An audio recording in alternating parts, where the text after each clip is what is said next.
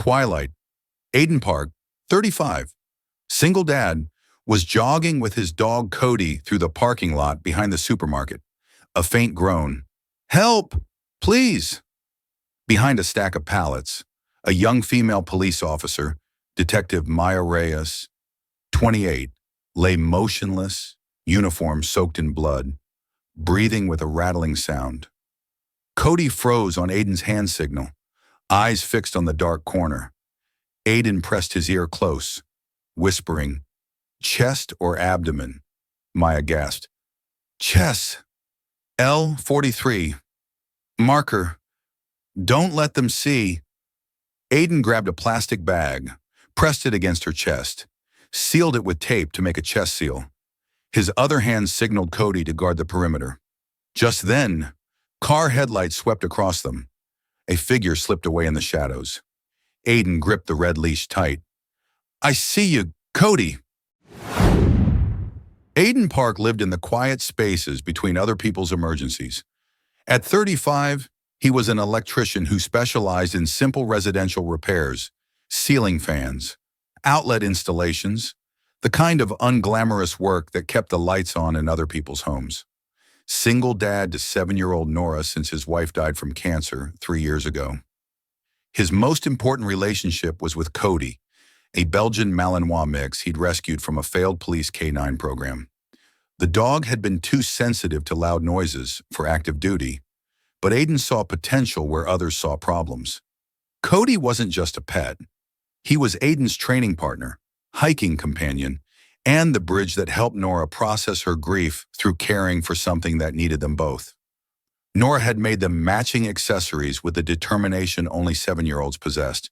Cody wore a red leash embroidered with "Stay Calm" in careful child stitching, and a small fabric patch shaped like a paw print sewn onto his collar bandana.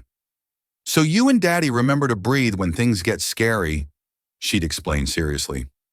Their evening routine was sacred, a 3-mile jog through the neighborhood, ending with a loop through the supermarket parking lot where Aiden could practice hand signals with Cody away from traffic and crowds. Tonight felt different. The supermarket security guard, Mr. Peterson, had made his usual complaint about that dog being dangerous around customers, despite Cody never showing aggression toward anyone. Some neighbors still crossed the street when they saw them coming, whispering about that single dad with the police dog.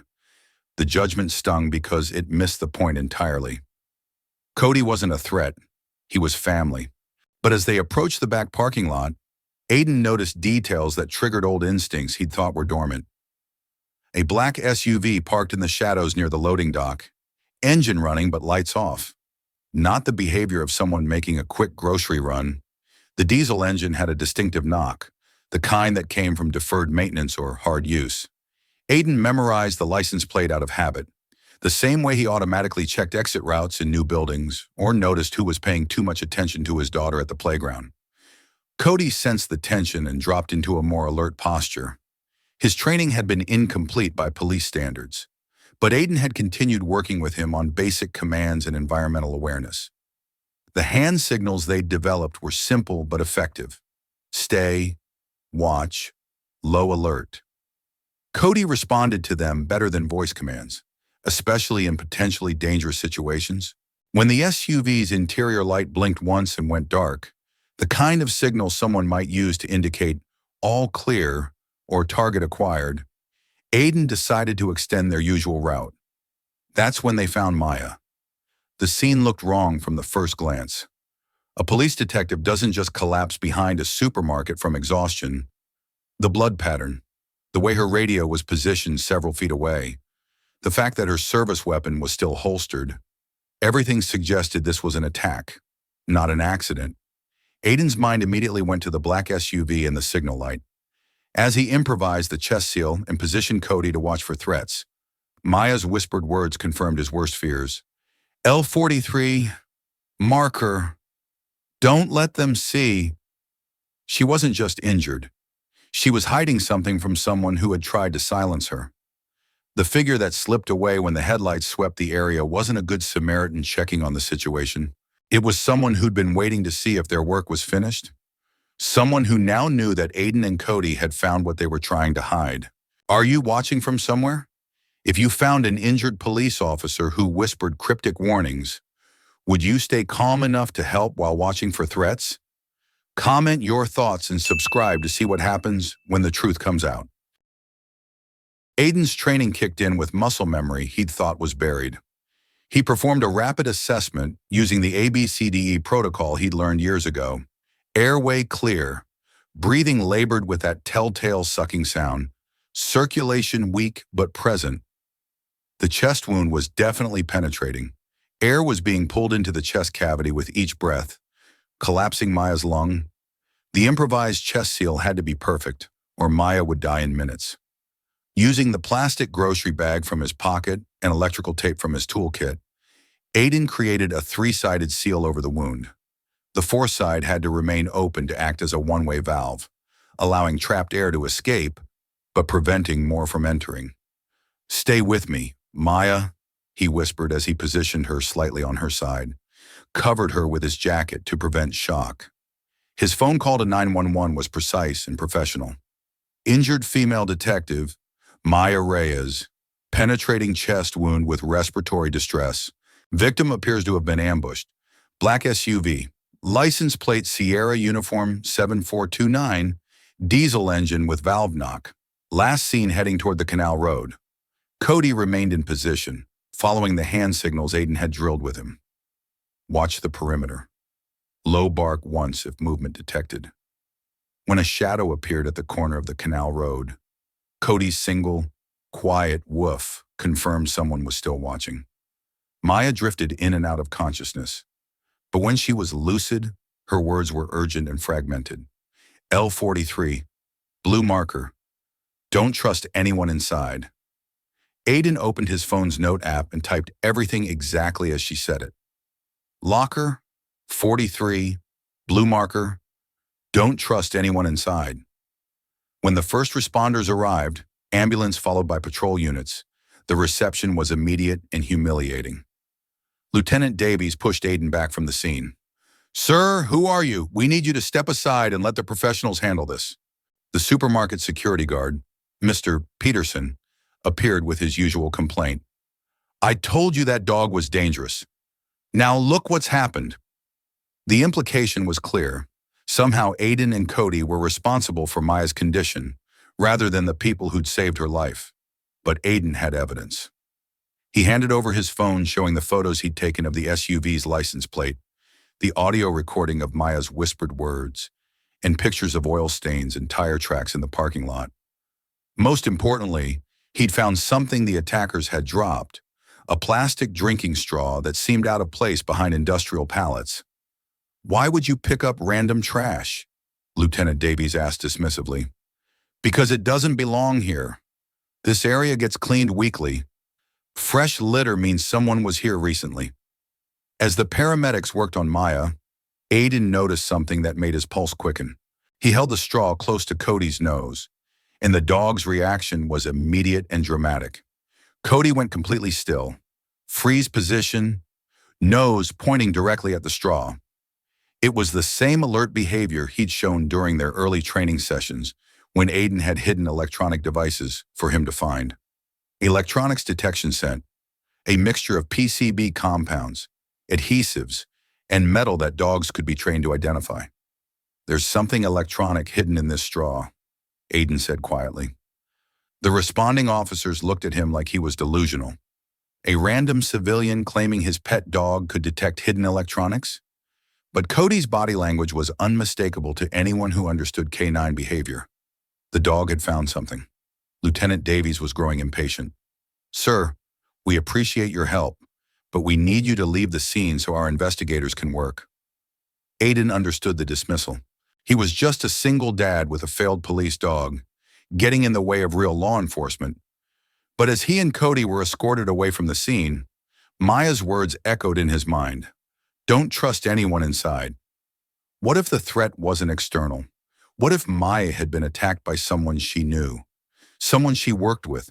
Someone who had access to police information and procedures? Someone who might be among the responders right now? making sure the evidence disappeared before anyone could examine it properly. As they loaded Maya into the ambulance, she briefly opened her eyes and looked directly at Aiden. Her lips moved silently, forming words only he could see. "Thank you." Then she was gone, sirens wailing into the night. The scene was being processed, but Aiden noticed that Lieutenant Davies seemed more interested in dispersing bystanders than in examining the evidence Aiden had collected. The oil stains were being trampled by foot traffic. The tire tracks were being obscured by emergency vehicles. Most concerning, nobody seemed interested in the plastic straw that had triggered Cody's electronics alert. Aiden made a decision that would change everything. Instead of leaving as instructed, he and Cody moved to a position where they could observe the scene from a distance. Using the hand signals that had become second nature, he directed Cody to track the scent trail from where they'd found Maya. The dog's nose led them to a shopping cart near the canal, where he froze again in the same alert position. Someone had hidden something electronic under the metal frame, secured with a small magnet. As Aiden carefully extracted what appeared to be a micro SD card wrapped in electrical tape, he realized that Maya had been more than just a victim. She'd been prepared for this attack. She'd left a trail of evidence for someone smart enough to follow it. Someone with a dog trained to find what others couldn't see. The question was, what had Maya discovered that was worth killing her to keep secret? And was anyone else hunting for the same evidence? The investigation team was ready to dismiss Aiden and Cody when something extraordinary happened. Cody led them directly to the shopping cart by the canal, dropped into a perfect freeze position, and pointed his nose at what appeared to be an empty piece of metal frame. "What's your dog doing?" Lieutenant Davies asked with barely concealed irritation. Aiden knelt down and pulled a small magnet from his keychain, a trick from his electrical work for retrieving dropped screws in tight spaces. He ran it along the cart's underside until it clicked against something hidden, a micro SD card, wrapped in black electrical tape and secured to the metal with a stronger magnet. The entire investigation team went silent. "How did your dog know there was something electronic hidden there?" Davies demanded. That's when Aiden had to reveal what he'd been hiding for 3 years. He pulled out his old credentials, faded now, but still official. Electronic Storage Detection, K9 Program, Federal Task Force. He'd been a trainer specializing in dogs that could detect hidden digital devices by scent. Phones, hard drives, USB drives, SD cards, anything with circuit boards, adhesives, and the chemical signatures of electronic components. "After my wife died, I left the program," Aiden explained. "Cody was my last trainee. He washed out of regular police work because of noise sensitivity, but his electronic detection abilities were exceptional." The team stared as if Aiden had just performed magic. Following proper evidence protocol, they documented the SD card's location and sealed it in an evidence bag. Using a laptop with isolated systems, they viewed the contents with body cameras recording every second. The first file made everyone's blood run cold. Security camera footage from a parking garage showed a black SUV, the same one Aiden had photographed, with 2 figures in civilian clothes meeting a third person wearing a police jacket. The exchange was brief but clearly showed something being handed over before the police officer walked away. The timestamp was 6:30 p.m. Maya had been found at 7:15 p.m. The second file was even more damning. Body camera footage from Maya's own equipment, recorded just before the attack. She looked directly into the lens and spoke clearly. "If something happens to me, check locker 43 with the blue marker. Don't trust anyone currently assigned to this investigation. The corruption goes deeper than anyone knows." But Cody wasn't finished. Still following the electronic scent trail, he led them to a storm drain near the canal. His alert behavior was unmistakable. Something else was hidden down there. Using his phone's flashlight, Aiden spotted a waterproof plastic bag secured to the drain's interior. Inside was a partially burned cell phone, still wrapped in a Ziploc bag, the kind of evidence preservation someone with law enforcement knowledge would use. "This dog found electronic devices underwater," one of the investigators whispered. "That's incredible." The investigation team was now fully engaged, but Aiden noticed something troubling. Lieutenant Davies kept checking his own phone and seemed more interested in controlling the flow of information than examining the evidence. When they pulled up the supermarket security camera footage, it revealed the final piece of the puzzle. Sergeant Cole Maddox, Maya's own partner, had entered the back parking area 5 minutes before Maya's distress call. He was clearly visible approaching her position, then leaving shortly after through a side exit that avoided the main security cameras. Maddox had vanished immediately after the incident, claiming he was following up on other leads. The room erupted in shocked murmurs. Police partnerships were built on absolute trust. For Maya's own partner to be involved in her attempted murder was a betrayal that shook everyone present. "We need to find Maddox immediately," Davies ordered. But Aiden noticed the lieutenant's voice lacked conviction. Cody continued working the scene, his nose leading them to evidence that human investigators had missed.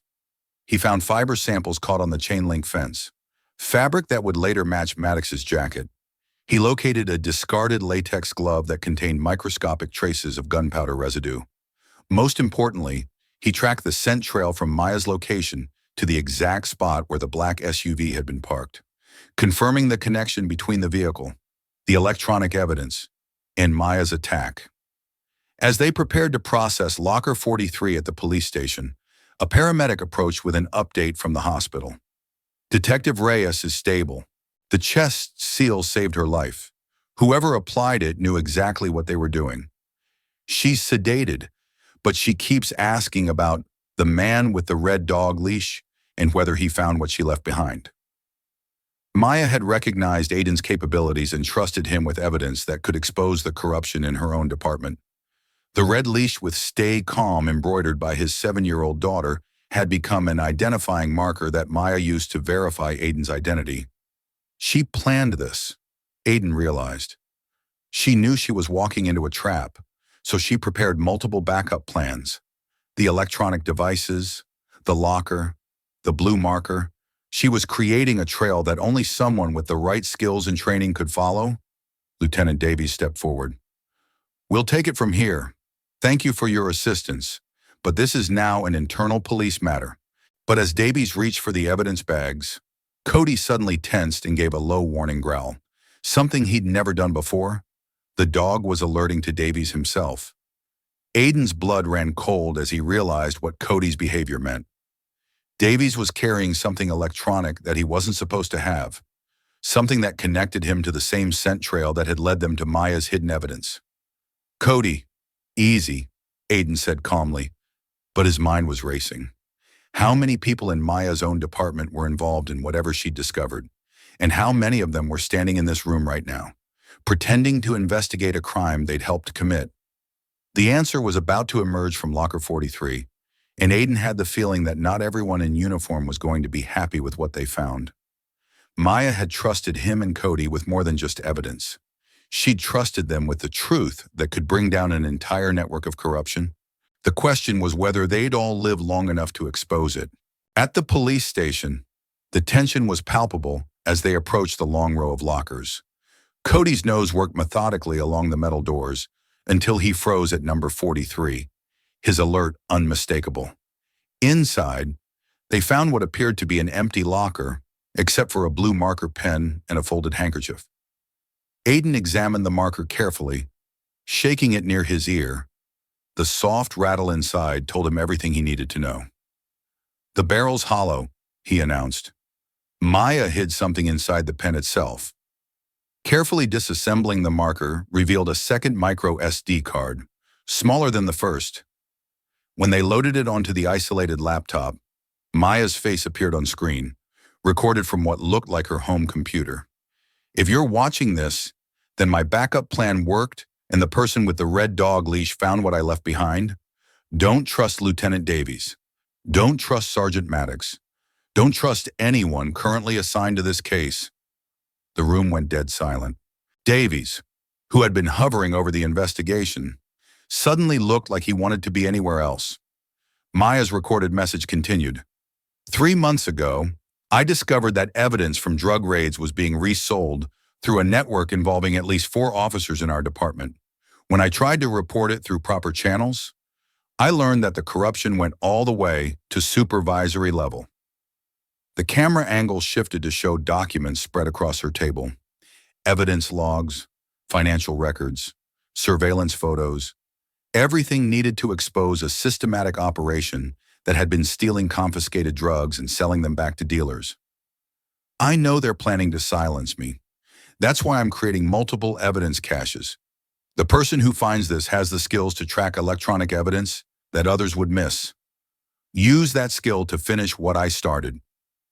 But the revelations weren't finished. The final file on the SD card contained financial records showing payments flowing from known drug distributors to offshore accounts linked to police department members.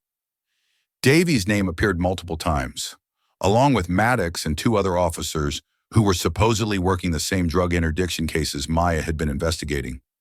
Davies tried to maintain control. This could all be fabricated. We need to verify. The evidence speaks for itself, interrupted Detective Sarah Hendricks, Maya's friend from another division who had arrived during the locker search. Maya came to me 3 weeks ago with concerns about missing evidence. I told her to be careful about who she trusted. Hendricks had brought back up internal affairs investigators who had been conducting their own quiet investigation into the missing drug evidence. The timing wasn't coincidental. We've been building a case for months, IA Detective Morgan explained. Maya's attack just accelerated our timeline. We needed someone with electronic detection capabilities to find the evidence she'd hidden. The arrest of Davies and Maddox happened swiftly. Davies tried to run but was tackled in the parking garage. Maddox was found at his apartment, hastily packing files and cash. Both men broke within hours of interrogation, providing names and details of the entire operation. The corruption network involved 12 officers across 3 precincts, with over $2 million in stolen evidence sold back to the streets. The news coverage was immediate and devastating for the department's reputation, but it was also a victory for transparency and accountability. Injured detectives' hidden evidence exposes massive police corruption network became the lead story on every local news channel. The footage of Cody finding electronic evidence that human investigators had missed became a symbol of how technology and training could expose corruption that traditional methods couldn't detect. But for Aiden, the real victory came from the hospital. Maya was awake, breathing without assistance, and asking to see the man with the calm dog who saved my life. When Aiden and Cody arrived at her room, Maya was sitting up, still bandaged but alert. Her first words were an apology. "I'm sorry I dragged you into this. I saw you jogging past the supermarket for weeks with that red leash. When I researched you and found out about your K-9 background, I realized you were the only person who could find what I'd hidden if something happened to me. You planned this entire evidence trail," Aiden said. "The electronic devices, the locker, even identifying me through Cody's leash. I had to. When you're investigating your own colleagues, you can't trust normal channels. I needed someone outside the system with the right skills." Nora had sent Maya a drawing, the same style she always made for Aiden, showing Cody keeping watch while a police officer rested safely. The message was in 7-year-old handwriting. "Get well soon. Cody says you're part of our family now." Maya's eyes filled with tears. "She drew this? She draws everyone who matters to us," Aiden explained. The department's reform process would take months, but Maya's evidence had provided the foundation for cleaning house. 12 officers were arrested, over 50 cases were reopened for evidence tampering review, and new protocols were established for evidence handling and internal oversight. Most importantly, Maya survived to see justice served. "What happens now?" she asked as they prepared to leave.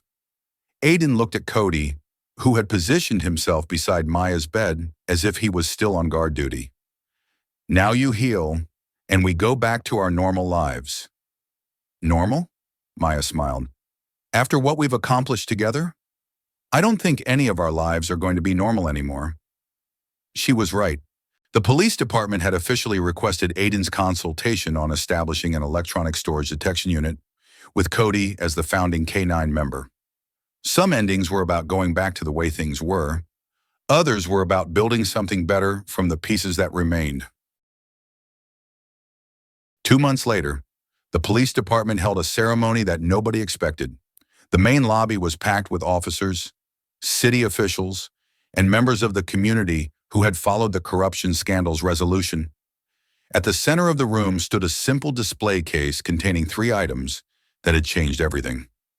Maya's blue marker pen, now cracked open to show the hollow compartment where she'd hidden the evidence that exposed 12 corrupt officers. A small plastic drinking straw, the seemingly worthless piece of litter that had contained the first digital clue. And Aiden's red leash with "Stay Calm" embroidered in a child's careful stitches, the identifier that had allowed Maya to trust a stranger with her life. When it came time for speeches, Maya stepped to the podium, still moving carefully but no longer dependent on medical equipment. "We're here to announce the formation of the department's first electronic storage detection unit," she began. Led by Detective Maya Reyes and K-9 Officer Cody, with civilian consultant Aiden Park. But instead of giving a formal presentation, Maya did something unexpected. She walked to the display case and carefully removed the red leash. Then she crossed the room to where Aiden sat with Nora and gently placed it around Cody's neck. "This belongs to you," she said simply. "All of it, the unit, the mission, the trust of a community that needs to believe their police force can be better." Aiden started to protest, but Nora spoke up from beside him. "Daddy, she's giving Cody a job helping people. Like you always do." The room fell silent as they realized what was happening. Aiden was being asked to give up his quiet life as an electrician to join a police force that had just proven it needed outside help to police itself. "There's one condition," Aiden said finally. "Nora designed Cody's gear. If he's joining your force, she gets to design the official patches for the ESD unit." Nora beamed and held up a drawing she'd been working on, a paw print surrounded by the words "Electronic Storage Detection Unit Number 1. Maya knelt down to Nora's level. "It's perfect. Will you be our official artist?" Sometimes heroes carried badges and guns. Others carried red leashes and the kind of calm that could find truth in the darkest places. Sometimes the best way to fix a broken system was to bring in people who had never been part of it, people who could see clearly because they had nothing to lose except their integrity. And sometimes a 7-year-old's embroidery could become the symbol of hope that an entire community needed to heal. Which moment gave you chills? When Cody found the hidden electronics? Or when Aiden's family became part of the police force they helped save? Comment below and subscribe. Hero Dad Stories for more stories where ordinary people do extraordinary things.